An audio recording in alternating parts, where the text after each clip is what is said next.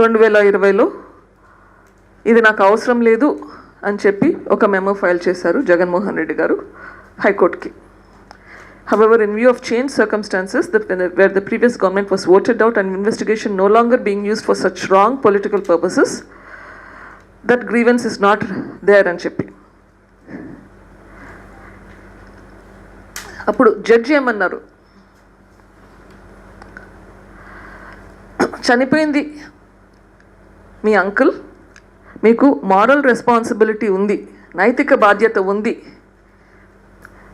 చంపింది ఎవరో కనుక్కోవాలి, అది కూడా త్వరగా చేయాలి అని జడ్జ్ ఆర్డర్లో చెప్పారు. మీరు కోర్టుని నమ్మించాలని ప్రయత్నం చేస్తున్నారు, మీ గవర్నమెంట్ ఉంది కాబట్టి ఈ ఇన్వెస్టిగేషన్కి ఏం డోకా లేదు అని. కానీ అట్లా అన్నంత మాత్రాన మీ బాధ్యత దాంతో తీరిపోలేదు. ఇప్పటికి చూస్తే reality, stark reality is that ఇప్పుడు చూస్తే ఇంతవరకు మీ పోలీస్ డిపార్ట్మెంట్ ఎవరిని అరెస్ట్ చేయలేదు, ఈ మర్డర్కి సంబంధించి ఎవరిని అరెస్ట్ చేయలేదు. కానీ I leave it to your wisdom అని హైకోర్టు జడ్జ్మెంట్ ఇచ్చారు.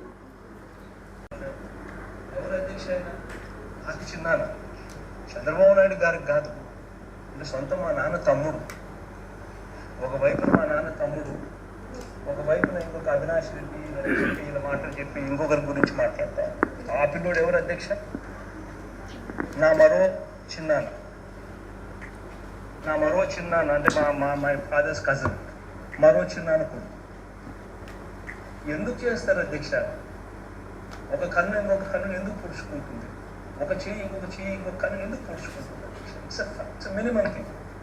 ఇవన్నీ జరిగింది ఎప్పుడు అధ్యక్ష? ఆయన ముఖ్యమంత్రిగా ఉన్నాం, అంత ప్రతిపక్షంలో ఉన్నప్పుడు మేమంతా. పాపం అవినాష్ కూడా ప్రతిపక్షంలోనే ఉన్నాం, మా చిన్నాన్న కూడా పాపం అప్పుడే ప్రతిపక్షంలో ఉన్నాం. ఆయన హయాంలోనే జరిగింది. అంతో ఇంతో ఏదైనా మా చిన్నాన్న ఎవరైనా చేసింటే వాళ్ళే చేసిండారు. వాస్తవం చెప్పాలి కానీ అటువంటి దాన్ని ట్విస్ట్ చేసి వక్రీకరించి ఏమేమో చేసి లాస్ట్ దాన్ని మభ్యపెట్టే కార్యక్రమం చేస్తూ ఉన్నారు. మా కుటుంబంలోనే చిచ్చు పెట్టే కార్యక్రమాలు చేస్తూ ఉన్నారు. మాట్లాడితే కోసం బాధ అనిపిస్తుంది ఇటువంటి విషయాలన్నీ కూడా. అటువంటి దానిని కూడా ఇక్కడ రాజకీయంగా ట్విస్ట్ చేస్తారు, రాజకీయంగా మాట్లాడతారు, ఏమేమో చెప్పే కార్యక్రమాలు చేస్తూ ఉంటారు. వెరీ అన్ఫార్చునేట్ అధ్యక్ష. టీడీపీ వాళ్ళే చేశారు అంటారు. మరి టీడీపీ వాళ్ళు చేసింటే మీ గవర్నమెంట్లో ఎందుకు పట్టుకోలేదు? 6-7 నెలలు ఉన్నింది మీ గవర్నమెంట్, నేను సిబిఐకి పోకముందు, ఎందుకు పట్టుకోలేదు? మొత్తం ఐ థింక్ 8-9 నెలలు ఉన్నింది మీ గవర్నమెంట్ వచ్చాక. You have to answer this question. Okay, ఇప్పుడేమో ఎందుకు ఇట్లా మాటలు మారుస్తున్నారు? ఇది శంకర్ని అరెస్ట్ చేసినాక వచ్చిన కామెంట్. శంకర్కి అవినాష్కి సంబంధం ఉందని మీరు ఒప్పుకుంటున్నారా?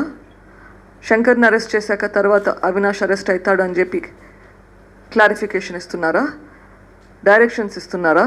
Are you trying to influence the system? Series of events. ఆ తర్వాత ఇంకో భరత్ యాదవ్ ఎవరో ఒక లెటర్ రాస్తాడు సిబిఐ డైరెక్టర్కు. ఈ దీంట్లో ఏమో హత్య చేయించింది నరెడ్డి రాజశేఖర్ రెడ్డి అని చెప్పి. కొద్ది రోజుల తర్వాత కల్లూరు గంగాధర్ రెడ్డి ఇంకో లెటర్ రాస్తాడు. ఎంతమందిని ప్రలోభ పెడుతున్నారు, ఎంతమంది విట్నెసెస్ని ప్రలోభ పెడుతున్నారు. ఈయనేమో గంగాధర్ రెడ్డి నా మీద బ్లేమ్ వేస్తాడు. అండ్ ఇక్కడ ఇన్ఫ్లుయెన్సెస్ విట్నెస్ అవుతున్నారని చెప్పి మళ్ళీ సిబిఐ వాళ్ళ మీద కేసులు పెట్టడం మొదలు పెడతారు. ఇది ఉదయ్ కుమార్ రామ్ సింగ్ మీద. ఈ కేసు స్టే చేశారు హైకోర్టు. ఇంతవరకు కేసు పెట్టాక కేసులు పెడతారు, మళ్ళీ రెస్పాన్స్ ఉండదు. మీరు పెట్టిన కేసు మీద హైకోర్టులో స్టే పెడితే ఏఎస్పీ రామ్ సింగ్ పై కడప కోర్టు ఆదేశాలతో కేసు నమోదైంది. 195A 323 506 రెడ్ విత్ 34 సెక్షన్స్ కింద సిబిఐ ఏఎస్పీ రామ్ సింగ్ పై కేసు నమోదు చేశారు. వివేకా కేసుల మీద కేసులు అంతా after the arrest of Shankar. Of course this ఈవెన్చువల్గా కోర్టులో క్లోజ్ అయ్యింది, క్లోజ్ కాదు, యాక్షన్ వచ్చింది ఈ మధ్యనే అనుకోండి. బట్ శంకర్ హిస్టరీ గురించి ఐ థింక్ పులివెందుల్లో ఎవరికి తెలియని మనిషి ఉండకపోవచ్చు.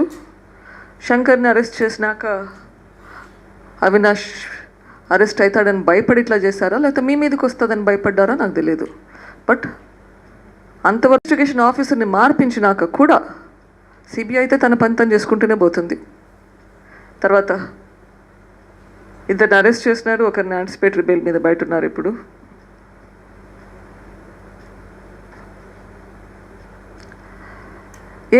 భరత్ యాదవ్ అయితే సిబిఐ డైరెక్టర్కి లెటర్ రాశాడు. మంగళవారం పులివెందులలో దిలీప్ మహబూబ్ బాషాపై భరత్ యాదవ్ కాల్పులు జరపగా దిలీప్ విట్నెస్గా ఉన్నాడు కాబట్టి గన్ లైసెన్స్ ఇస్తారా? I'm not sure. కర్నూలు జరిగింది, ఇది మనకు అందరికీ గుర్తుంది. 2-3 రోజులు కర్నూలు అస్సలు ఎవరు పోవడానికి లేకుండా తయారైంది. ఇది హాస్పిటల్, విశ్వభారతి హాస్పిటల్. ఈ రోడ్ అంతా బ్లాక్ చేశారు.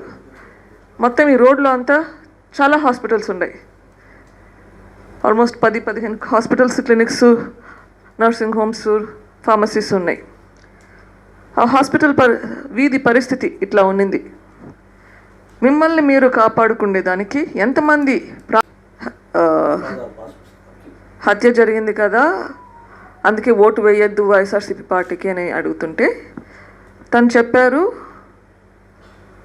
మాకు వేరే మాటలు లేవు, భయపడుతున్నాము అందుకేని. అమ్మా భారతి, ఇక్కడ చనిపోయింది మీ మామగారు, మా నాన్నగారు, మీ మామగారు. మీ మామగారి చావు గురించి ఎవరన్నా మిమ్మల్ని ప్రశ్న అడిగితే ఇదా మీ సమాధానం? రాజకీయాల మీ సమాధానం? భారతి చెప్పాలి, వివేకానందరెడ్డి చావుకు కారణమైన కేసు ఎందుకు ముందుకు పోవట్లేదు? ఇందాక నేను రేస్ చేసిన క్వశ్చన్స్కి ఆన్సర్స్ బయటకు వస్తాయని భయమా? ఏంటి మీ భయం? నాకు అర్థం కావట్లేదు. నాకు భయం అంటున్నారు. నాకు భయం అయితే ఇంత దాకా వచ్చేదానా? మీరు భయం పెట్టుకొని వణుకుతూ ఈ కేసు డిస్కషన్ గురించి మాట్లాడొద్దు అని గ్యాగ్ ఆర్డర్ తెప్పించుకొని దీని గురించి మాట్లాడితే గొడవలు చేసుకుంటూ మీరు వణుకుతూ ఎక్కడ ఓడిపోతారో అని చెప్పి మళ్ళీ ఏంటి మా మాటలు? ఫస్ట్ మీరు తేల్చండి, కేసు తేల్చండి. సంవత్సరాలు అయ్యింది, ఇంకా ఎన్ని సంవత్సరాలు పడుతుందో తెలియదు. ఇది పొలిటికల్ బ్యాటిల్. ఈ పొలిటికల్ బ్యాటిల్కి మనకి June 4th ఆన్సర్ వచ్చేస్తుంది. పులివెందుల్లో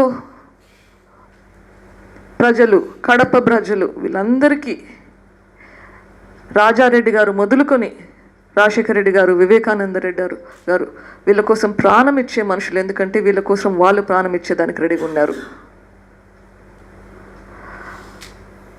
ఒక అవకాశం ఉంది. మన వివేకం సార్కి న్యాయం జరిగేలా చూడటం. ప్రతిసారి కోర్టుల్లో న్యాయం జరగాల్సిన పని లేదు. ఇక్కడ ప్రజల చేతుల్లో ఉంది. వివేకం సార్ మన మనిషి, మన కోసం కృషి చేసిన మనిషి. ఆయనకు న్యాయం ఇస్తారో లేదో మన చేతుల్లో ఉంది, మీ ఓటులో ఉంది. మీ ఓటు నిందితులకు వేస్తారా, న్యాయం పక్కన ఉంటుందా అనేది ఆలోచించాలా. గత వారం రోజులుగా తిరుగుతుంటే ప్రజల బాధ కళ్ళల్లో కనిపిస్తుంది. జగన్మోహన్ రెడ్డి గారికి భయముతోటి ఏం చెప్తున్నాడో ఆయనకే అర్థం కావట్లేదు అనుకుంటా. ఇంకొకటి యాక్చువల్గా అర్థమవుతుంది అనుకుంటా, నోరు తెరిస్తే అబద్ధాలు వస్తున్నాయి. దయచేసి జగన్మోహన్ రెడ్డి గారికి సలహా,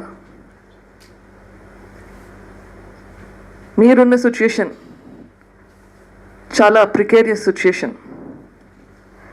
రేపో మాపో పదవి పోతుంది అనిపిస్తుంది. కొంచెం జాగ్రత్త అండి. Don't make too many enemies, you already have a lot of them. Rajasekhar Reddy గారు, వివేకానంద రెడ్డి గారు, పోనీ ఈవెన్ రాజారెడ్డి గారు, నాకు ఏమైనా అన్యాయం జరిగితే, ఎవరైనా సరే ఎవరికైనా అన్యాయం జరిగితే పోయి వీళ్ళ దగ్గర నిలదీసి గట్టిగా అడుగుతారు. అడిగే ధైర్యం ఉండేది, అంత చనువు ఉండేది ప్రజలకి వీళ్ళతో. నేను కష్టాల్లో ఉంటే అన్యాయం జరిగింది అని పోయి ధైర్యంగా చెప్పగలిగి న్యాయాని కోసం పోరాడి తెచ్చుకునేవాళ్ళు. ఒకవేళ పొరపాటున వీళ్ళు తప్పు చేసినా నువ్వు తప్పు చేశావు అని ధైర్యంగా చెప్పగలుగుతారు వీళ్ళ దగ్గరికి వెళ్ళి. అటువంటి రిలేషన్షిప్ ఉండేది రాజశేఖర రెడ్డి గారికి కానీ వివేకానంద రెడ్డి కానీ ప్రజలతోటి. జగన్మోహన్ రెడ్డి గారు, అవినాష్ రెడ్డి గారు పక్కన పెట్టండి, మాట్లాడే యోగ్యత కూడా లేదు ఆయనకి. జగన్మోహన్ రెడ్డి గారు ఏ విధంగా వారసుడు అనిపించుకుంటాడు? ఆ లక్షణాలు ఎక్కడైనా కనిపిస్తున్నాయా ఆయనకి? ఏ ఒక్కటైనా కనిపిస్తుందా? ఇన్ఫ్యాక్ట్ ఆన్ ద కాంట్రరీ ఆలోచిస్తే సిచ్యుయేషన్ కంప్లీట్గా తారుమారయ్యింది. ఈరోజు నాకు ఏమైనా అన్యాయం జరిగితే పోయి అడగడానికి భయము. మీరేమైనా తప్పు చేశారో అని నేను చెప్పడానికి కాదు కదా, నాకు అన్యాయం జరిగింది, పక్కన మీ వాళ్ళు ఎవరైనా నాకు అన్యాయం చేస్తున్నారో అని పోయి చెప్పాలంటే భయము. ఎందుకు? నెక్స్ట్ పోలీసు వాళ్ళు కానీ సిఐడి వాళ్ళు కానీ నా మీద కేసు పెడతారు. అసలు అడగడం కాదు కదా, పక్కింటో వాళ్ళకి చెప్పుకోవడానికి కూడా భయపడతాము. ఇప్పుడు స్వాతంత్రం వచ్చింది 1947లో, కానీ పులివెందులకు ఆ స్వాతంత్రం పోయినట్లుంది. కడపలో ఆ స్వాతంత్రం ఉన్నట్లు లేదు. ఇప్పుడున్న పరిస్థితుల్లో మనం ఆలోచించేది కూడా కొంచెం ఆలోచించాలి. ఇట్లా ఆలోచిస్తే కనుక మళ్ళీ మనకేమన్నా అవుతుందా అని చెప్పి. ఇంత నరకం ఉండకూడదు. ఎందుకంటే ఆ స్వేచ్ఛ పోయింది. పులివెందుల ప్రజలకు ముందున్న స్వేచ్ఛ లేదు ఈరోజు. ఆ రోజులు మారాయి. ఆ స్వేచ్ఛ మళ్ళీ రావాలంటే వాళ్ళు ఓటు వేసేటప్పుడు బాగా ఆలోచించుకోవాలి. నేను ఇన్ని రోజులు మాట్లాడేది న్యాయం గురించి. ఇప్పుడు చెప్తున్నాను, మీ స్వేచ్ఛ కోసమైనా మీరు ఆలోచించాలి ఎట్లా పోవాలని చెప్పి, ఎవరికి ఓటు వేయాలని చెప్పి. మీకోసం ఇంత భయంలో బ్రతకకూడదు మనుషులు. నేను అలా ఏం చేయడం ఏంటమ్మా? బీజేపీతో నేను అలా ఏం చేయడం ఏంటి? నేను పోరాడుతుండేది న్యాయం కోసం.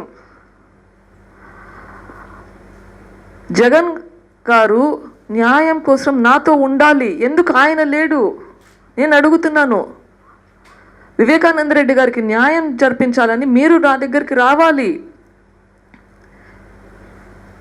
మీ పార్టీ వాళ్ళు నాతో రావడానికి భయపడుతున్నారు. సునీల్ యాదవ్ ఫోన్ చేస్తున్నప్పుడు సునీల్ యాదవ్ ఎక్కడ ఉన్నాడో అవినాష్ రెడ్డి ఇంట్లో ఉన్నట్లుగా చూపిస్తుంది.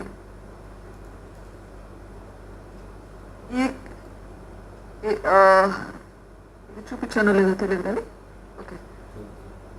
అవినాష్ రెడ్డి వాట్సాప్ రికార్డ్ 4 గంటల తర్వాత చాలా కాల్స్ ఉన్నాయి. ఇక్కడ చూస్తే కనుక ఈ సంఘటన జరిగింది మీ వెనకాల ఆ రూమ్లో. So I'm bringing you to ground zero. ఇది కూడా చూపించాను మీకు లాస్ట్ టైం. నిందితులకు అవినాష్ రెడ్డి గారికి ఉన్న సంబంధం, నిందితులు అవినాష్ రెడ్డి గారి ఇంట్లో ఉన్నప్పటి గూగుల్ టేక్అవుట్లు ఇవన్నీ మీకు చూపించాను. మీరు అడగచ్చు, or at least points were raised, questions were raised. Google takeout at least 4, 5, 15 ఈ మధ్యకాలంలో చాలానే ఉన్నాయి ఇక్కడ. మనం ఇంతకుముందు మీకు గుర్తు ఉండొచ్చు, ఈ కేసు కన్నా అబ్జర్వ్ చేసిందంటే అజయ్ కల్లం గారు, ex chief secretary of United Andhra Pradesh, ఒక స్టేట్మెంట్ ఇచ్చారు సిబిఐకి. ఈ సిబిఐ స్టేట్మెంట్ మళ్ళీ నుంచి ఇవ్వలేదు అని చెప్పి కేసు కూడా పెట్టారు. కాకపోతే ఆ కేసులో సిబిఐ వాళ్ళు ఆడియో రికార్డింగ్ కూడా సబ్మిట్ చేశారు కోర్టులో. ఇది చెప్పడము 5 గంటల ప్రాంతంలో జగన్మోహన్ రెడ్డి గారి ఇంట్లో మీటింగ్ నడుస్తుంది. దాదాపు 5:30 ప్రాంతంలో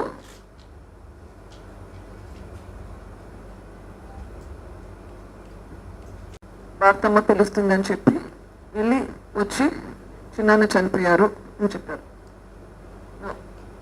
దీన్ని ఈ టైమింగ్స్లో పోలిస్తే అనుమానాలు వస్తున్నాయి. మరి ఎందుకు ఇది ఇంకా ఇన్వెస్టిగేషన్ పూర్తి కాలేదు నాకు తెలియదు. ఎందుకంటే ఇదంతా క్లారిఫై చేయాలంటే ఈ పిలిచిన అతన్ని ఫోన్తో మాట్లాడాలి, వీళ్ళతో మాట్లాడాలి. అది వీళ్ళతో ఎందుకు మాట్లాడలేదు అన్నది నాకు తెలియదు. కాల్ వచ్చింది 6 గంటల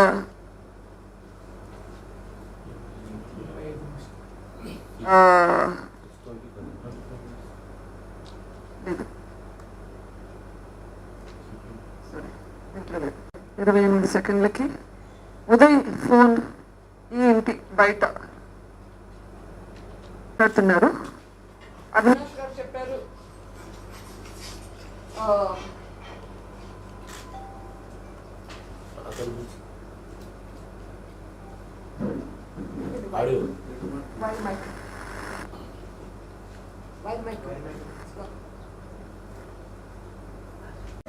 ఉంది. ఈ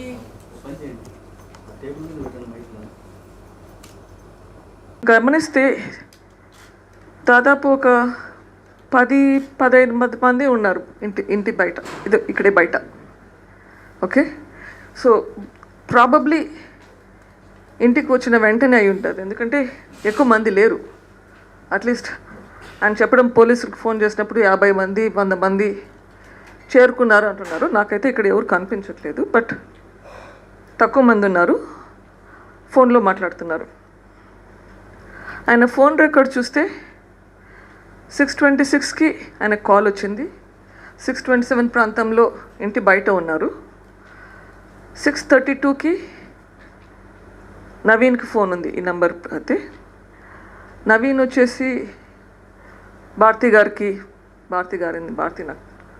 నాకంటే చిన్న భారతికి ఫోన్ చేయాలంటే నవీన్కి ఫోన్ చేస్తారు. సో 6:32కి ఫోన్ చేశారు. దాదాపు 6 నిమిషాలు మాట్లాడారు. మరి ముందు ఆ కాల్స్ ఏంటి, ఈ కాల్స్ ఏంటి, ఎందుకు 6 నిమిషాలు మాట్లాడారో? 6 నిమిషాలు అంటే చాలాసేపే మాట్లాడినట్లు. మరి ఏం చెప్పారో క్లారిటీ లేదు. తర్వాత ఓఎస్డి కృష్ణమోహన్కి కాల్స్ ఉన్నాయి. యాక్టివిటీ కాల్స్ ఏంటి, ఈ కాల్స్ ఏంటి, నేనంతా ప్రాబ్లీ అరౌండ్ 7:28 మధ్యలో అయిపోయి ఉండాలి. ఈ కాల్స్ తర్వాత ఉండాయి. మరి ఏంటి ఇంత డిస్కషన్ నడిచింది? ఆల్ దిస్ టైమ్ ఇంతసేపు మాట్లాడినప్పుడు సాక్షిలో హార్ట్ అటాక్ ఎట్లా వచ్చింది? కంప్లైంట్ పెట్టిన కాల్స్లో ఏం డిస్కస్ చేశారు? ఇంత పకడ్బందీగా ఇక్కడ బెడ్ పక్కన అటాక్ చేసి మళ్ళీ అదే మనిషిని ఎత్తుకొని పోయి మళ్ళీ బాత్రూంలో మళ్ళీ యాక్ట్ని ఎనాక్ట్ చేసి మళ్ళీ అక్కడ కమోడ్ మీద రక్తాన్ని కూడా చూపిస్తూ అక్కడ శృహ తప్పి పడిపోయే క్రమంలో తాను చనిపోయినాడు అని ఫ్యాబ్రికేట్ చేస్తా ఉన్నప్పుడు ఈ చిన్నాన how can he write letter? అంటే దాని అర్థం ఏంది? వాళ్ళ సమక్షంలో తాను లెటర్ రాస్తాడా? తన సమక్షంలో వాళ్ళు రక్తంతో కూడిన లెటర్ రాయగలుగుతాడా? వాళ్ళ సమక్షంలో తాను లెటర్ చంపించే హంతకుల సమక్షంలో తాను లెటర్ రాస్తూ ఉంటే ఆ హంతకులు చూస్తూ ఊరుకుంటారా? దాని అర్థం ఆ లెటర్ కూడా ఫ్యాబ్రికేటెడ్ లెటర్ అని. కాన్స్పిరసీ థియరీ నుంచి పక్కకు పోయి ఒక ఎంపీని అన్యాయంగా చంపినారు అన్న పరిస్థితి నుంచి పక్కకు పోయి ఒక సౌమ్యుని అన్యాయంగా చంపినారు అన్న అంశం మీద నుంచి పక్కకు పోయి టోటల్ గా వేరే పద్ధతిలో తీసుకొని పోయే కార్యక్రమం దగ్గర నుండి జరుగుతా ఉంది ఇక్కడ. సిబిఐ ఎంక్వైరీ తలుపు గుండా లోపలికి వచ్చారు. ఈ తలుపు టవర్ బోల్ట్ మార్చాము అని ఎవరో కంప్లైంట్ చేశారు. అది నేను ఏదో తప్పు చేశాను అని చెప్పారు. మీరు అక్కడ టవర్ బోల్ట్ చూడండి, అవి పాత టవర్ బోల్ట్స్. సో ఇది పాత టవర్ బోల్ట్, చూస్తేనే తెలుస్తుంది ఇది పాతది, ఇది కొత్తది, రైట్? సో ఇది బోల్ట్ వేసుకునేది. ఓకే, వాళ్ళు చెప్పారు నేను ఇది మార్పించాను అని చెప్పి. సో అజ్యూమింగ్ ఇది ఓపెన్లో ఉండింది అనుకుంటాం, పని చేయట్లేదు. ఓకే,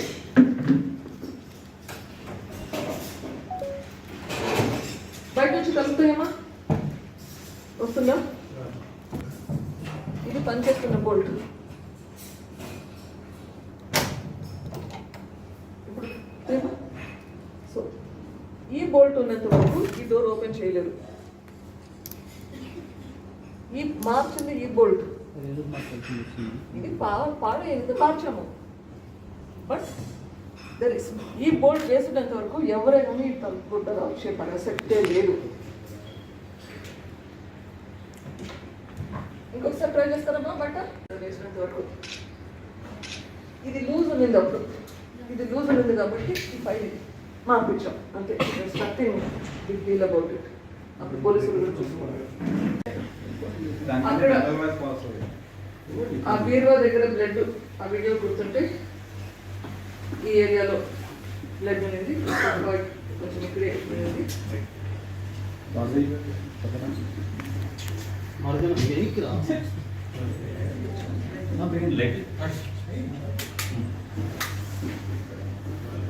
సో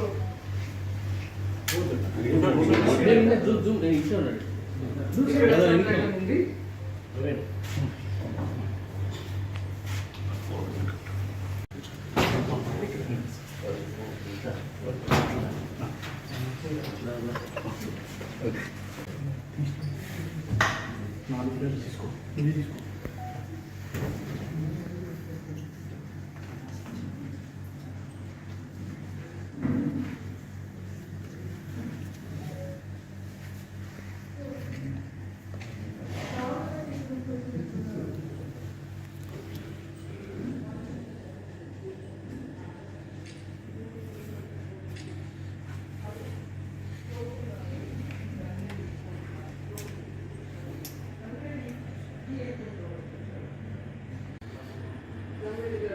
ఇట్లా వీళ్ళని తీసుకొచ్చి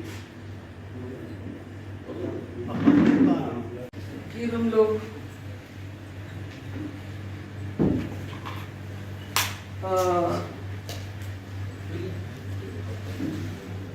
probably tortured him here.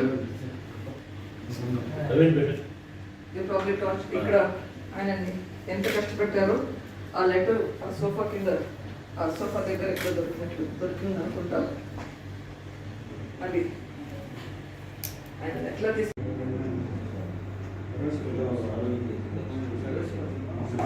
Suspicious డెత్గా చిత్రీకరించారు, సూసైడ్ అని చెప్పారు. ఆర్గానోఫాస్ శనగ గుళికలు తీసుకొని చనిపోయాడు అని చెప్పారు. ఆయన మనిషి మీద ఈ లెటర్ ఉండింది, 2 లెటర్స్ ఉన్నాయి. ఇది ముఖ్యమంత్రి గారికి రాశారు, ఇది భాస్కర్ రెడ్డి గారు, Shivprakash Reddy and someone else. నా ఈ లెటర్ గురించి చూపిస్తాను మళ్ళీ ఇంకొంచెము. ఈ లెటర్లో చూస్తే ఈ లెటర్ ఆ మనిషి మీద ఉన్న లెటర్ చనిపోయినప్పుడు. ఇక్కడ ఒక హ్యాండ్ రైటింగ్ ఉంది, ఈడ హ్యాండ్ రైటింగ్ వేరేది ఉంది. నౌ ఈ కేస్ ఇన్వెస్టిగేషన్ మాత్రం అప్పట్లో పక్కన పడింది. ఇప్పుడు ఏమైందో నాకు తెలియదు, కానీ అప్పట్లో పక్కన పడింది. ఎందుకు దీన్ని పక్కన పెట్టారు? ఆ సూసైడ్ నోట్ ఫోరెన్సిక్స్కి పంపించారు. నాకు తెలిసి ఫోరెన్సిక్స్లో కూడా డిఫరెంట్ హ్యాండ్ రైటింగ్స్ అని చెప్పారు. బహుశా మనిషి హ్యాండ్ రైటింగ్ కాదనే చెప్పినట్లున్నారు. ఆ టైంలో there were directions not to pressurize the witness అని వచ్చింది.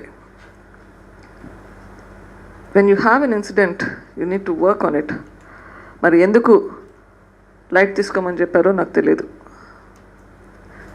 2 డిఫరెంట్ హ్యాండ్ రైటింగ్. రక్తం ఉండింది లివర్ కింద. ఏదైనా శనగ గుళికలు తీసుకుంటే రక్తం రాదు, అది ఎందుకు ఉండింది? So it was clearly suspicious death. కానీ దానికి కారణం ఎవరు అన్నది ఏం చేశారో నాకు తెలియదు.